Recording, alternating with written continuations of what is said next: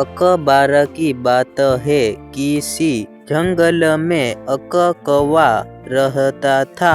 वह बहुत ही खुश था, क्योंकि उसकी ज्यादा इच्छा न थी। अपनी जिंदगी से संतोष था।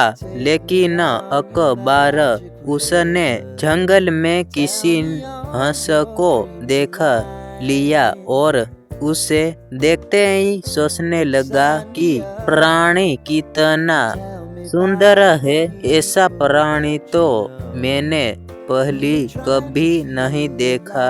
इतना साफ और सफेद, यह तो इस जंगल में और से बहुत सफेद और सुंदर है, इसलिए यहाँ तो बहुत खुश रहता होगा। And rain